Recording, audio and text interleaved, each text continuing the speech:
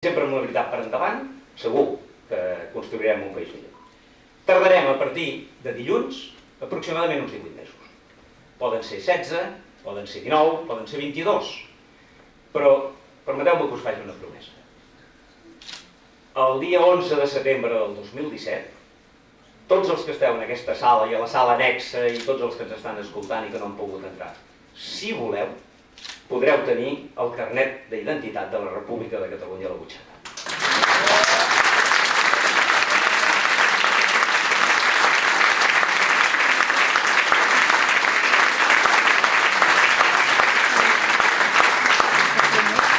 Els promeses s'han de complir, per això, recordeu.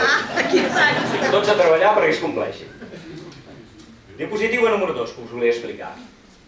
Bueno, doncs escolta'm, si és tan fàcil, Santi Vidal, com és que ens estem trobant tants problemes, oi? Si altres 14 nacions ho han aconseguit, què ens passa a nosaltres que ens està costant tant? Doncs mireu, nosaltres estem provocant a dins de la Unió Europea, de manera involuntària, evidentment, una situació totalment nova. Això sí que és veritat, completament novedosa. Cap d'aquests 14 estats que us he comentat, que avui en dia existeixen i estan plenament reconeguts per la comunitat internacional, cap d'aquests 14 formava part de la Unió Europea en el moment en què van iniciar el procés d'independència. Per tant, en aquest sentit sí que són diferents. Els catalans gairebé sempre ho som de diferents. Diuen, Spain is different, jo diria que no, Catalunya és diferent. Perquè ells són más de lo mismo, i nosaltres sí que anem avançant coses. Per tant, nosaltres som el primer territori, la primera nació, que forma part d'un estat matriu que ja és membre de la Unió Europea i que sembla estrany, oi? Perquè si estem a dins de la Unió Europea i Espanya és tan democràtica i és tan fantàstica, tot i amb això ens en volem anar. Bé, doncs la pregunta que s'estan fent a Brussel·les i que ja saben la resposta, jo últimament hi he hagut d'anar 3 o 4 vegades pel meu nou càrrec, i us asseguro que tots allà saben la resposta. Saben perfectament per què ens en volem anar.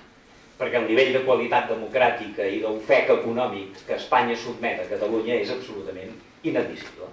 És absolutament inadmissible. I això ho saben. I per tant, sobretot no us desanimi el fet que des de la Unió Europea s'estiguin callats. Llevat d'alguna manifestació diplomàtica, quan ve el Cameron o ve la Merkel, o avui mateix el senyor Ban Ki-moon. Pobre, què tenia que dir? En el fons no dic res, però li han fet dir la paraula unida. Li han fet dir. Tot això és diplomàcia. Jo us garanteixo, estic absolutament convençut, i no és només un somni, de veritat, hi ha moltes dades empíriques que em permeten afirmar-ho, que en el seu dia, per tant estic parlant d'aquí a un any i mig aproximadament, la Unió Europea ens recolzarà massivament. Massivament. Tots, potser no, d'entrada, però en aquests moments us puc dir que les relacions diplomàtiques discretes que està portant el govern de Catalunya amb els 28 estats de la Unió, perdó, 27, perquè n'hi ha un que no vol parlar amb nosaltres, amb els 27 estats de la Unió Europea, no us puc dir que en aquests moments n'hi ha 11 que han compromès verbalment el seu suport a Catalunya, quan arribi aquest dia. I no són els 11 més petits, no penseu que tots són Lituània, Estònia, Letònia, i són, aquests 3 hi són, com us podeu imaginar. N'hi ha alguns dels grans, n'hi ha alguns dels grans. Perquè ens estimen molt? No, per interessos econòmics. N'hi ha un dels més importants d'Europa que ens diu, miri, tot això va lligat amb el corredor mediterrani. Si fan el corredor mediterrani i ens deixen que les empreses del nostre estat facin el negoci de milers de milions d'euros que això generarà, escolti, on hem de firmar? Esclar, de moment diem, escolti, és que encara no ho podem nosaltres aprovar això. Si el Parlament de Catalunya aprovés la creació del corredor mediterrani, llavors sí que s'encenen tots els focs, com us podeu imaginar. Però això també és una doble arma per a Espanya. Evident. Doncs, com us deia, és la primera vegada que un territori de la Unió Europea decideix passar a ser l'estat número 29. Jo sempre dic que Catalunya serà l'estat número 29, però a vegades m'he de corregir a mi mateix. És possible que no siguem l'estat número 29, que siguem el número 28, perquè facin fora Espanya en funció de quines decisions prenguin. Això pot passar.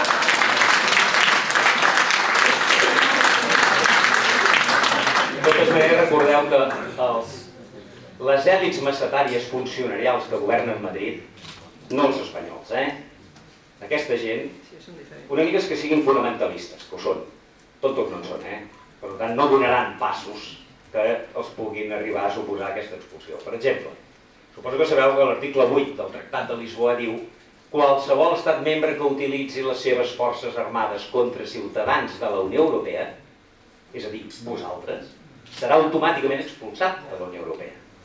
No t'ha acabat, com diuen, i si ens envien a l'exèrcit, i si ens envien no sé què, dic, home, això fa 30 anys passava, per desgràcia, ara és impossible.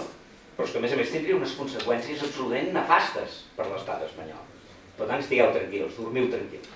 Si el terra tremola, és que hi ha un petit terratrèmol per allà, a llançar o no sé on ha sigut, No són els tancs que estan passant pel carrer, estigueu tranquils, dormiu tranquils.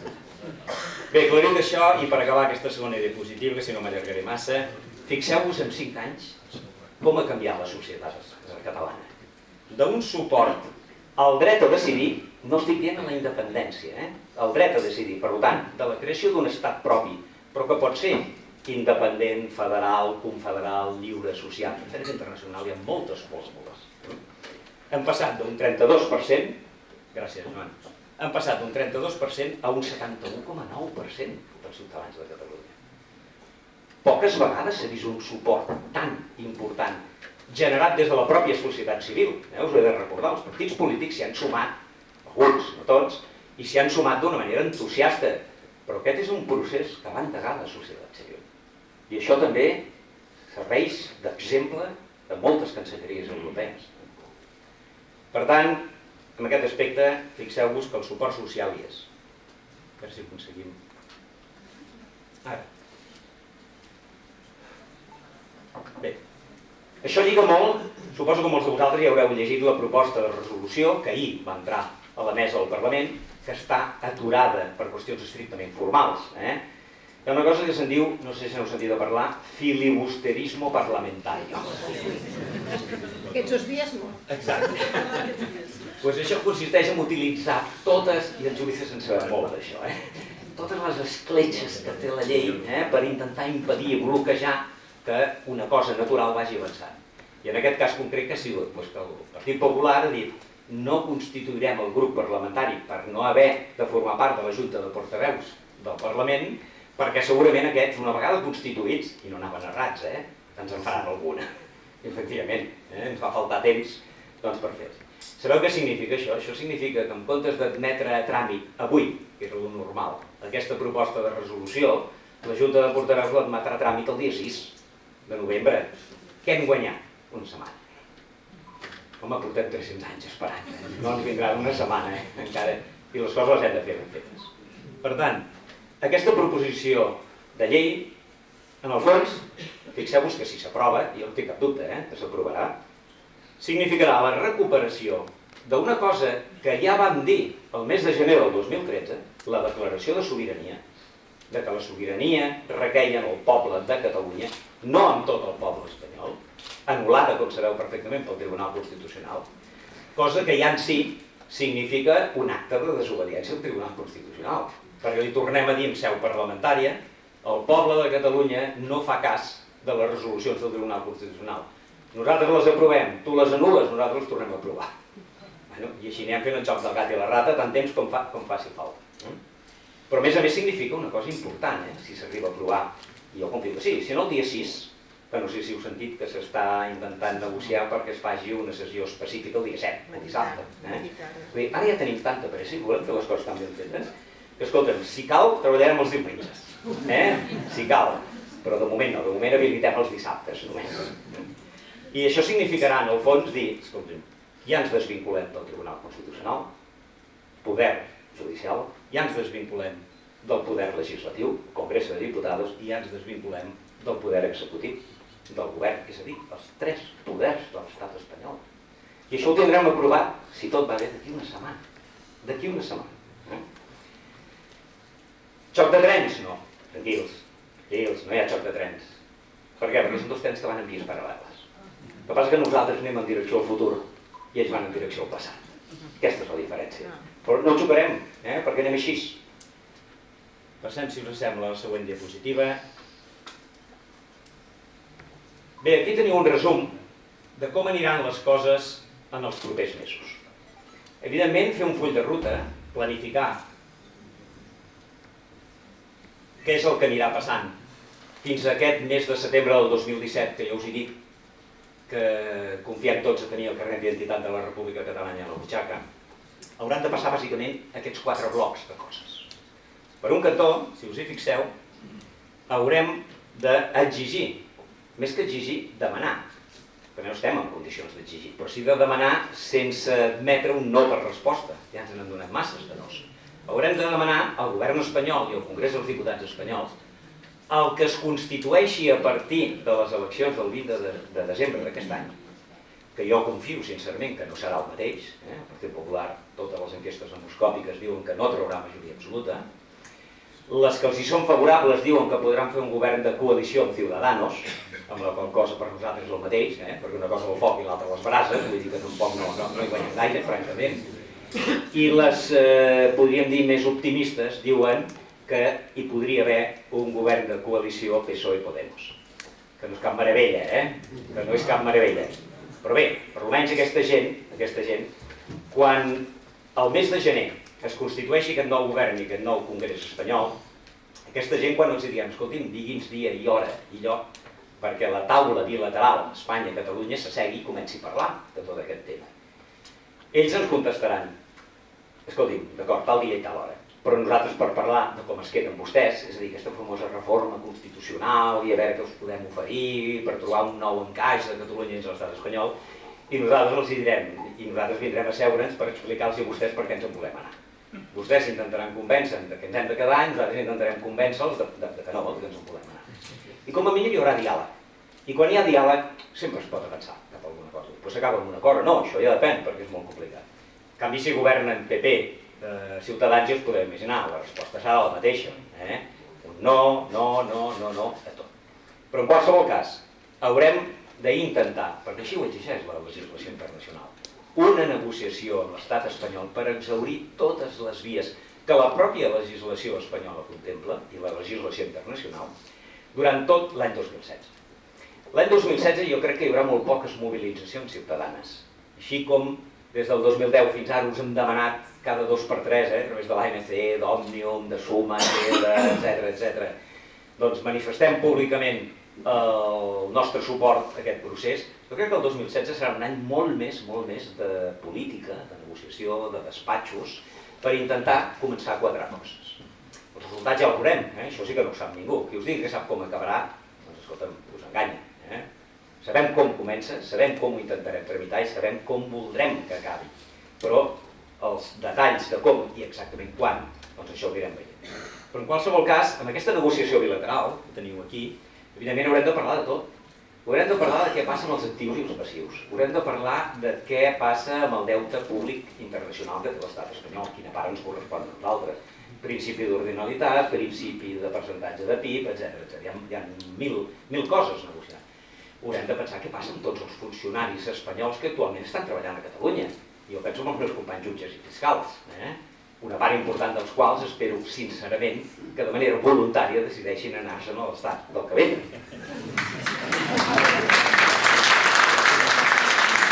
Però també hi ha molts altres funcionaris, Correus, inspectors d'Hisenda, en fi, és que som un estat, anava a dir plurinacional, i ara em anava a trair mi mateix.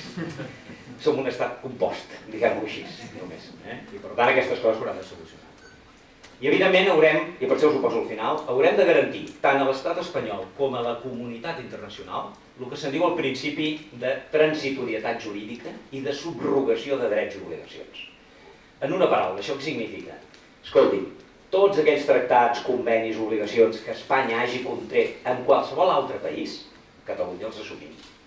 Després, quan siguem un estat, ja els renegociarem. Per exemple, un d'ells, que us podeu imaginar, l'OTAN. Ens interessarà o no estar a l'OTAN? Doncs ja ho decidirem. Però d'entrada no ens admetran a la Unió Europea. Més ben dit, matiso. No ens deixaran continuar estant a la Unió Europea.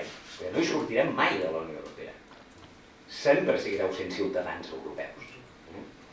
Doncs no ens deixaran continuar estant si prèviament no acceptem la subrogació del tractat de l'OTAN. Més endavant, ja oferirem a l'OTAN, en comptes de dir, escolti, nosaltres tenim un problema, li direm a l'OTAN. Catalunya no té exèrcit, però la nostra Constitució diu que no en tenim de forces armades. El nostre pressupost, els 12-14.000 milions d'euros que ens costaria tenir un exèrcit a Catalunya, a la població que som, els volem destinar a sanitat, cultura, educació, llei de dependència, etc.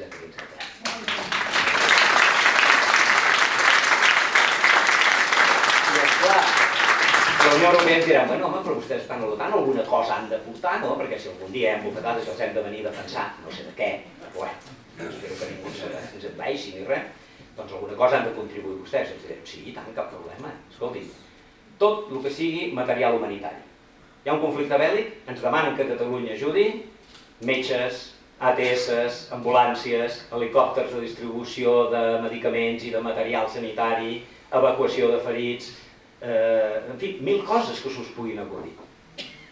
En un conflicte bèl·lic, això és tan necessari o més que no pas aportar-hi fusells, soldats, canons, tancs, i a nosaltres ens servirà primer per demostrar la nostra solidaritat internacional quan toqui, que ja ho hem fet 1000 vegades, ho tornarem a fer sempre que calgui, i 2, tindrem la satisfacció íntima de que cap català ni catalana morirà a terres estrangeres. I a continuació, com podeu veure, i per tancar-ho, us poso que aquests tractats internacionals els complirem i no els renegociarem. Per exemple, ara us explicaré una anècdota real, no és un acudit. No els renegociarem fins que hagin passat un mínim de 3 o 5 anys.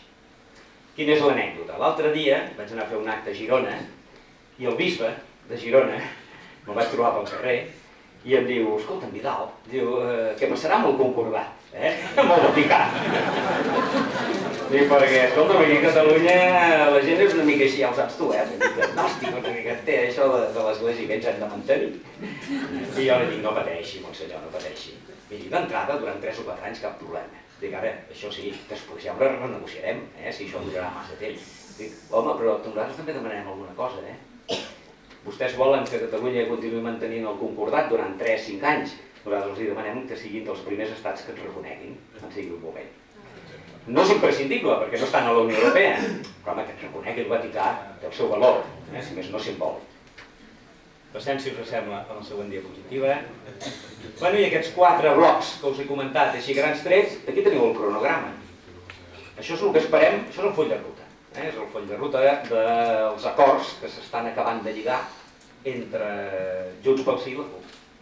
I esperem que gent de Sí que es pot també s'hi sumi, aquest full de ruta. Que en síntesi, com podeu veure, passa pel següent. Primer de tot, començar a negociar a partir del gener-febrer del 2016, que és quan es constituirà el nou govern espanyol, començar a negociar la transferència de competències. I afegeixo que més i paral·lelament nosaltres anar acabant de construir les nostres estructures d'estat per tenir-ho tot preparat, perquè arribarà un moment que direm, ciutadans de Catalunya, per posar-vos un exemple, a partir del mes que ve no pagueu els impostos a l'Agència Espanyola de Tributos, sinó pagueu-los a l'Agència Tributària de Catalunya. Però esclar, tot això ha d'estar molt ben dissenyat i preparat. Entre altres coses perquè no us podem exigir, i si hi ha algun empresari o algun autònom a la sala, jo li vull aclarir per la seva tranquil·litat, els que no us podem exigir és, escolti, pagui l'impost a Catalunya i si va rebent requeriments d'Hisenda d'Espanya, doncs és el seu problema, no per mi. Nosaltres li hem de garantir que no rebrà cap requeriment de l'estat espanyol, perquè ja haurà pagat, ja haurà complert les seves obligacions fiscals, i que si el rep, l'únic que haurà de fer és portar-nos-el, que ja el pagarem nosaltres. Ens n'encarregarem nosaltres de pagar-lo a l'estat espanyol. No el pagarem, com us podeu imaginar.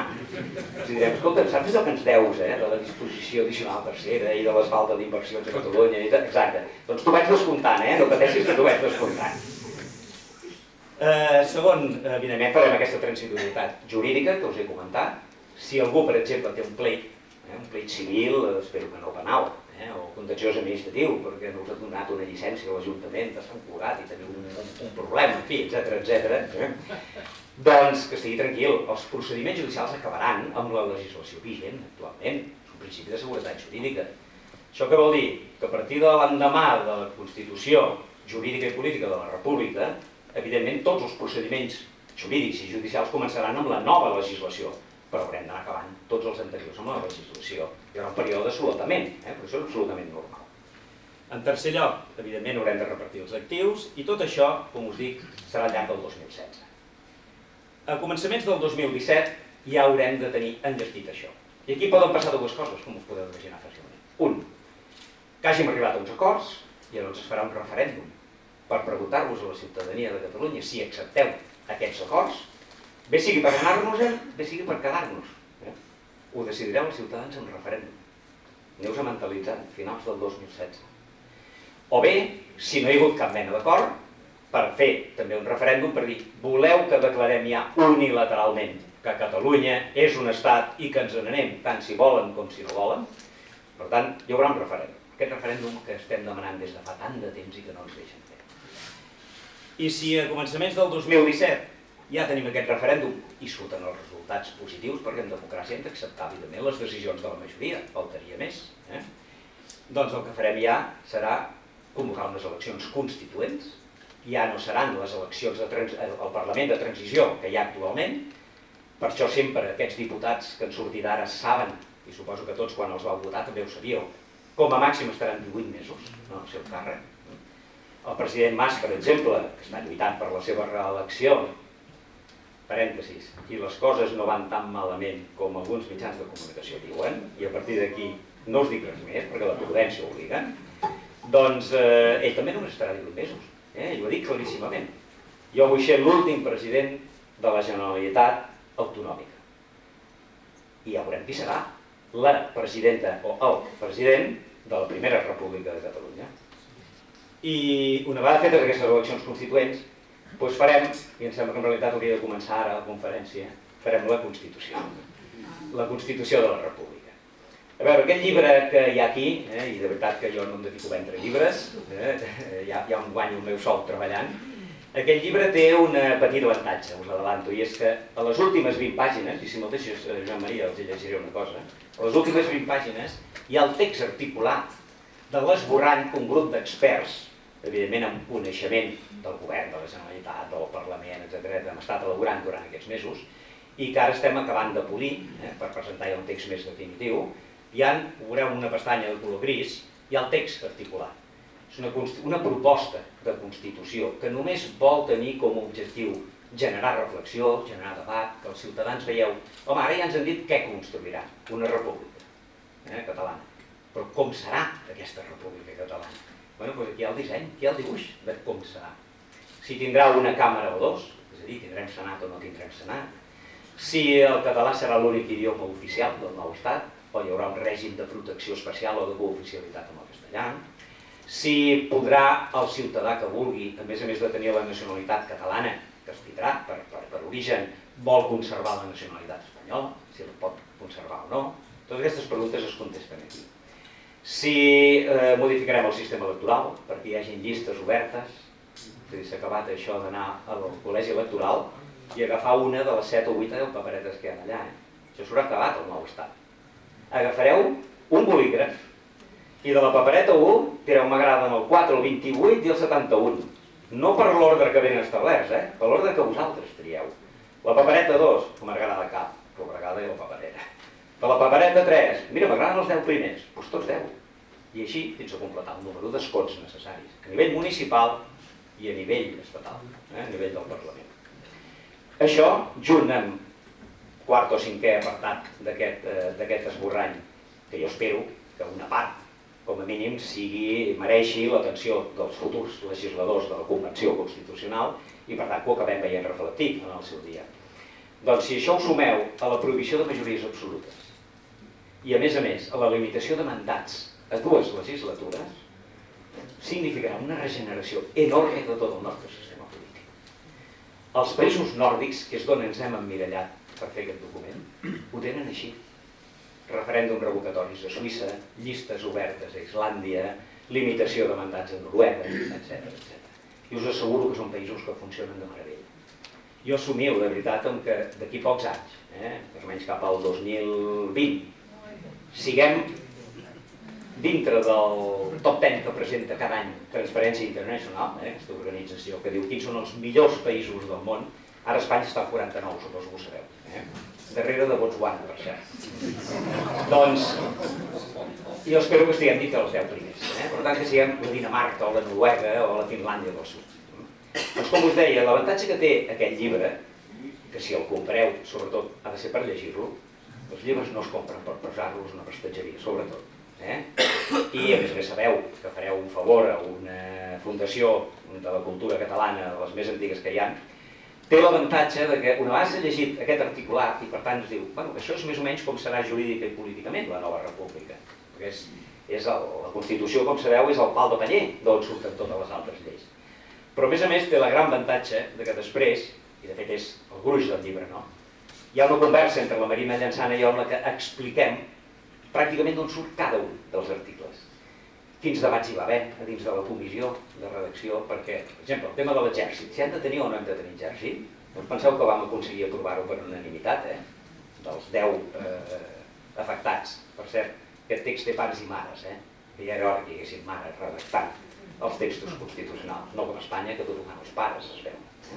Els 7 pares de la Constitució, recordo que ens diuen sempre, tot sovint. Aquí no, aquí a Catalunya pensem, reflexionem, debatem i escrivim els homes i les dones, tots per igual. I de fet hem començat molt bé, fixeu-vos, elegint presidenta del Parlament, del Poder Legislatiu, una dona. Home, ara potser de l'executiu haurem de fer un home. Però ara arribarà un dia que haurem d'elegir també un president o presidenta del Banc Central de Catalunya, o un president o presidenta del Tribunal Suprem de la República, i escolta, tenim dones absolutament preparades i de sobres en aquest país com per fer, de veritat, aquestes bones feines. I escolteu-me, us demano, ja sé que és una cosa que no és gens habitual, us demano que aquells que es compren i llegeixen aquest llibre comencin pel final. Que normalment es comença sempre pel començament, un llibre.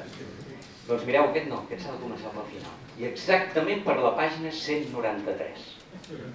Què diu aquesta pàgina 193?